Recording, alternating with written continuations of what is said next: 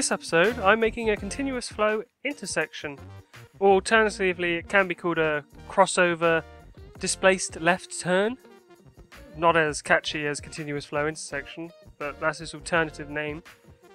It's basically vehicles that are attempting to turn across traffic, so to the left, get their own dedicated lane, which means further down from the junction, they cross oncoming traffic with a traffic light that is controlling it, and then they get their own dedicated left turn, which allows the vehicles to they have their own lights, and therefore it's a lot easier and simple for the way it works.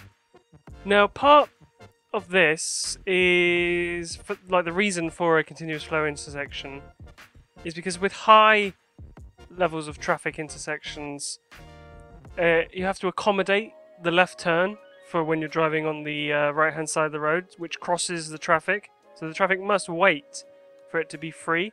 So having this allows there to be you move the conflict point out of the main intersection and onto its own intersection, which is dedicated to turning left. Now, as you can see from my continuous flow intersection, it's not a full continuous flow intersection because it only has a slip road on one of the two of the directions, not all four, because I didn't feel like it was necessary to do that because it isn't that busy in the as it's facing now, the left to right. They're not as busy as the main intersection that runs through, because the main one comes off the motorway and it goes into the city area. So it wasn't needed to have those, but you can include those, which would turn as you're driving right, and then they would go alongside the other slip road that comes off and join the main artery. But as I said, I didn't feel like it was necessary to add that, since this is not that high. It's not that high of a traffic coming from that direction. There are people who don't like this type of intersection. The criticisms are basically that it is confusing for drivers, and it just adds more traffic going the opposite direction to the way of travel people are used to the cars being. It also requires a lot of yielding and merging, and which is why this intersection is not typically used in urban areas. And this intersection is typically used in areas where it's just more cost effective to use this type of intersection than have a full-blown split level interchange, because it's just a lot cheaper. This intersection is also cheaper for fuel because you spend less time waiting at the traffic lights. A study done in 2006 found that compared to the previous design, the redesign saved 3 minutes of travel time per vehicle and 800,000 US gallons of fuel, and has 60% fewer accidents. It also cost 20 to 40 million less in construction than a separate grade alternative intersection would have cost. So these are a lot cheaper than other designs. With this intersection, this is the first intersection that I've used timed traffic lights, after everyone in the comments was very helpful in describing how to work them. I got them to work after a while, after fiddling with what people said, and it worked. They work quite well. I sort of understand how they work now, so hopefully I could do some more of these split traffic lights, because technically there's more than 2 traffic lights. There's 4 traffic lights here, and they all have to be linked together to allow this to work correctly. And you basically have to allow the main traffic going one direction, and then the main traffic going from the either sides to go. One goes and then it can easily cross, and then one goes and it can easily cross. You saw in the time-lapse how that worked. This intersection worked quite well, surprisingly. I would have liked to have more traffic coming from the sides, but it's difficult enough to get traffic coming from one direction. It would be nice if there was such a thing as like a traffic spawner. I know most people try and get rid of traffic, but I would like to have some way of spawning vehicles. Like, I know you could technically do it with service vehicles, but I'd like a consistent spawn rate of vehicles heading to my intersections to test them. It would be a good way to test the effectiveness of an interchange or intersection if you could set up spawners at each corner, like, and they'd spawn at like a normal rate, like, I don't know, 100 cars a minute or something, and you could test the way it works and test that traffic is flowing correctly. Because I had to do a lot of testing to make sure that the traffic was actually flowing in the correct way, and I had to do a lot of fiddling with lane connector before you can do any detailing. And it would be nice, instead of setting up, I had to set up a weird system of like just a big ring road going around where they could only enter in certain areas, and it was a bit of a pain. I would like it if we had some way of spawning in vehicles. It could literally just be a building that allowed the spawn of vehicles, but I guess they do have to go somewhere then. But if anyone has any ideas or knows of a mod that exists that could spawn vehicles so I could test my intersections, that would be great. Great to know. As you can see on the ground, I've added a lot of lane decals. Now, they're not 100% correct on every direction. I know I messed a couple up, and I didn't add some going the other way. It was so messy. I found that I just finished it and added there where I felt there was a necessary amount I'd added, and it looked decent enough to continue the build onwards.